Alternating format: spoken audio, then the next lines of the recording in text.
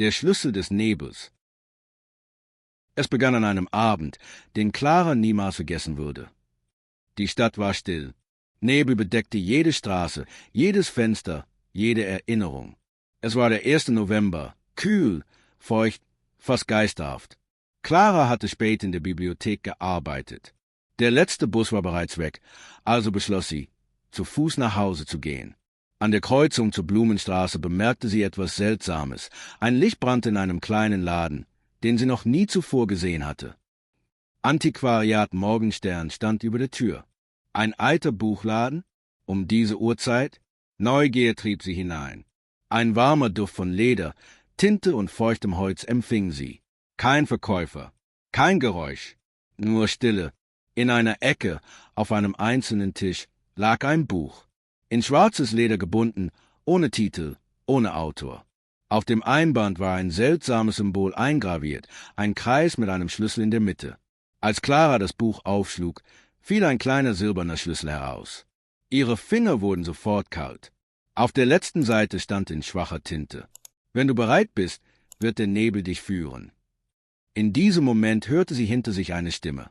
Alt, leise, brüchig. Er hat dich gewählt. Clara drehte sich erschrocken um, doch niemand war da. Und als sie zurückschaute, war auch das Buch verschwunden. Nur der Schlüssel war geblieben. Clara konnte in dieser Nacht nicht schlafen.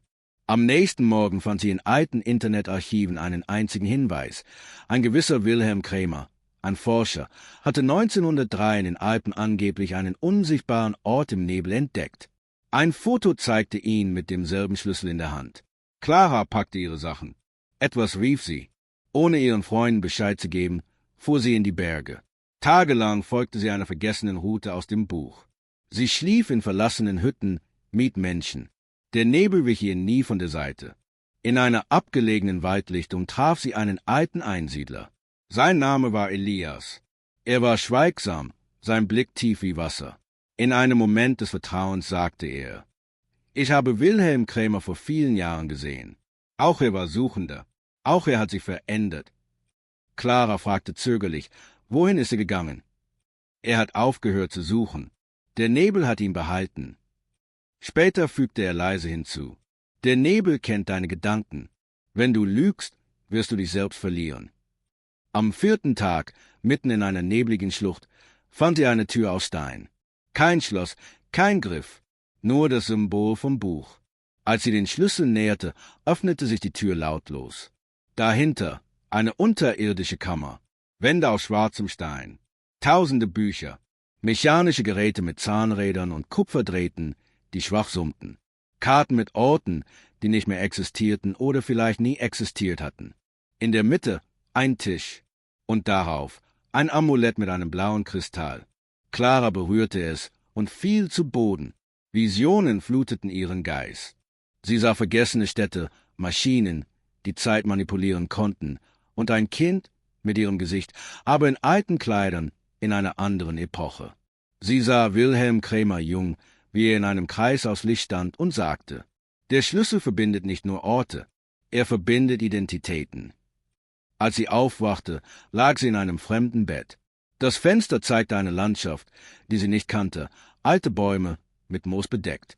Kein Strommast, kein Geräusch, kein modernes Leben. Neben dem Bett lag ein Buch. Das Einband war aus Leder, von Zeit gezeichnet.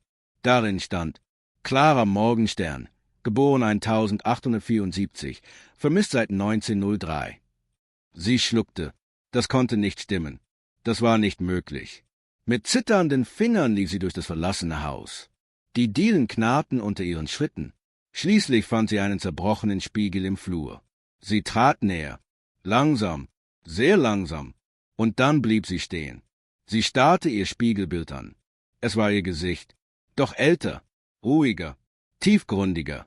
Die Augen zu wachsam, die Haltung zu ruhig, die Mimik fremd vertraut.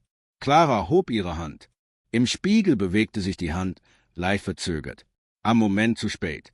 Als ob das, was dort war, sie nur nachahmte. Dann das Spiegelbild blinzelte. Doch Clara hatte nicht geblinzelt. Ein leises Flüstern hinter ihr: Du hast die Schwelle überschritten. Sie wirbelte herum, niemand da. Ihr Atem beschleunigte sich. Die Kälte im Raum wuchs. Dann bemerkte sie es, auf ihrer Handfläche eingebrannt, schwach leuchtend das Symbol des Schlüssels. Sie nahm ihr Tagebuch. Es war leer gewesen. Jetzt aber war eine Seite beschrieben, in dunkler, geschwungener Tinte. Du bist zurückgekehrt, aber du bist nicht allein. Die Zeit kennt keine Gnade, und der Nebel vergisst nie. Ein Schatten bewegte sich im Flur. Ein zweites Flüstern, diesmal näher.